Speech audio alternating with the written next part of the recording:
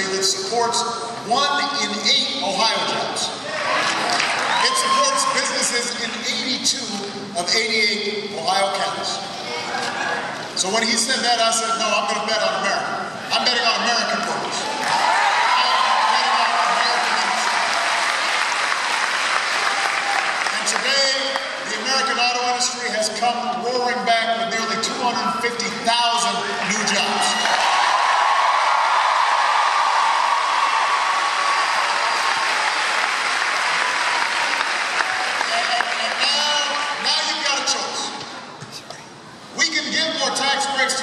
Shipping jobs overseas. Or we can start rewarding companies that open new plants and train new workers and create new jobs right here in the United States. Now, I understand my opponent has been spending some time here in Ohio lately. And he's been talking tough on China. Have you been hearing this? He's been talking tough on China. He says he's going to take the fight to him. He's going to go after these chiefs. And I've got to admit, that message is better than what he's actually done about this thing. It sounds better than talking about all the years he spent profiting from companies that sent our jobs to China. So, when you hear this newfound outrage, when you see these ads he's running promising to get tough on China, it feels a lot like that fox saying, you know, we need more secure chicken coops. I mean, it's just not credible. Now, I'll tell you what I've done, because I'm not just talking the talk. I've woken up every single day doing everything I can to give American workers a fair shot in this global economy.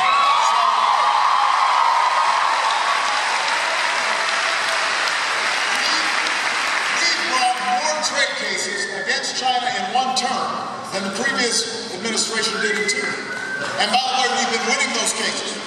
We stood up for auto workers against unfair trade practices.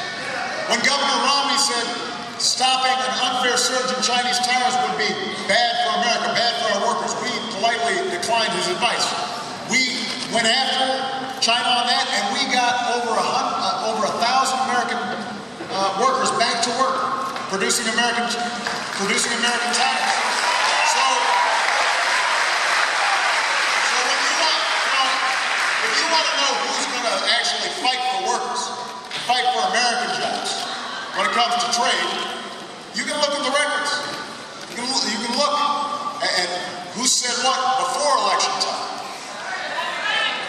And right now I'm asking you to choose a better path than the one that my opponent's offering. One that helps big factories and small businesses double their exports. That sells more goods stamped with Made in America to the rest of the world. We can create 1 million new manufacturing jobs in the next 4 years with the right policies. That's what I'm fighting for. That's what I'm running for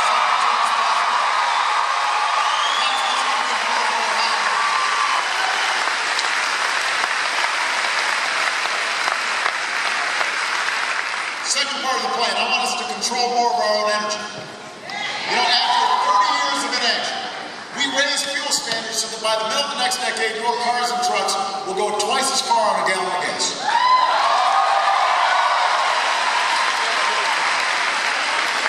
We've doubled the amount of renewable, clean energy we generate from sources like wind and solar. There are thousands of Americans, including here in Ohio, who have jobs today building wind turbines and long-lasting batteries. Today, America is less dependent on foreign oil than any time in nearly 20 years. So, now you've got a choice between a plan that builds on this progress or a plan that reverses it like my opponent suggested. See, and there's a clear plan, a clear difference, because I will not let oil companies write this country's energy plan. And I want to stop oil companies collecting another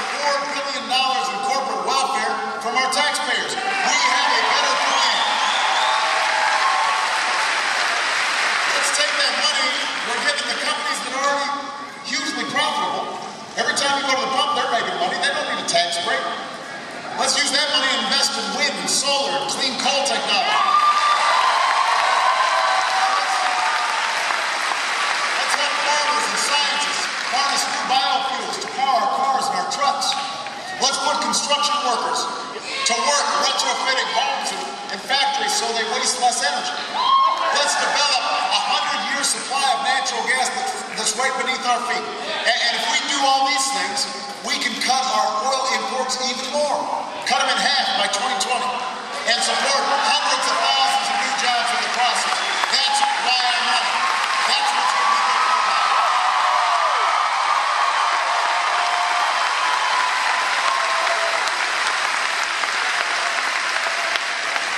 Number three, I want to give more Americans the chance to get the skills that they need to compete. You know, that's a good idea.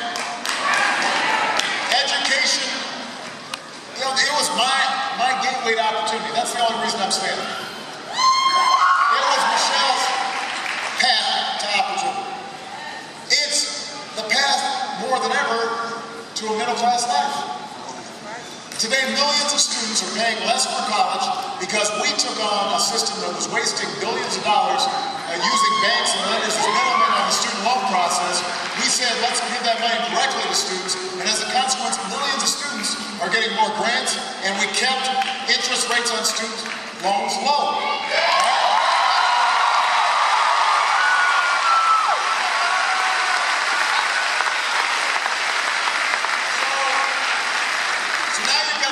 Because my opponent, he would gut education to pay for more tax breaks for the wealthy. That's one choice. That's door number one. Door number two, we can decide that the United States of America should never have a child's dreams deferred just because she's in an overcrowded classroom or a crumbling school or has outdated textbooks. No family should have to set aside an acceptance letter to a college like Bowling Green because they don't have the money.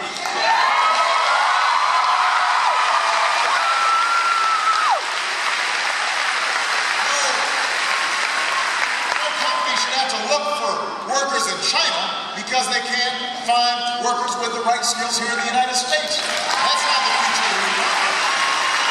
So I need your help because I want to recruit 100,000 new math and science teachers. And I want to improve early childhood education.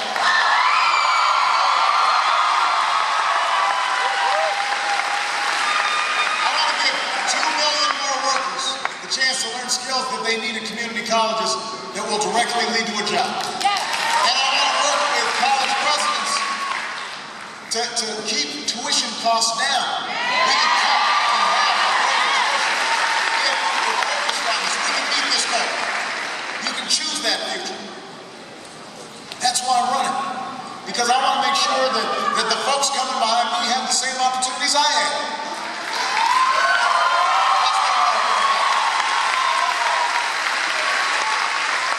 Number four, I want to reduce the deficit without sticking it to the middle class.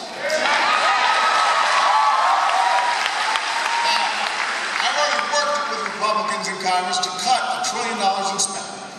And I'm willing to do more. I put forward a very specific plan, $4 trillion in deficit reduction. I want to simplify the tax code so that it's fair. But I also want to ask the wealthiest households to pay a higher rate on incomes over $250,000.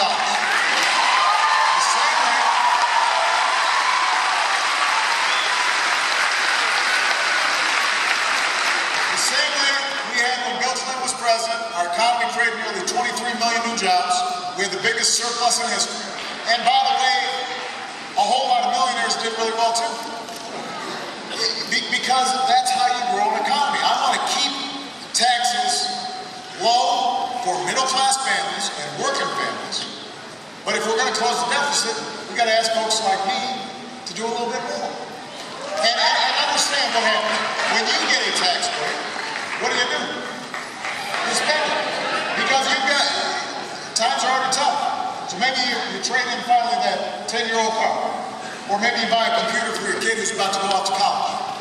And that means business now has more customers. And they make more profits. means they hire more workers, and the whole economy does better. That's how you grow an economy from the middle out.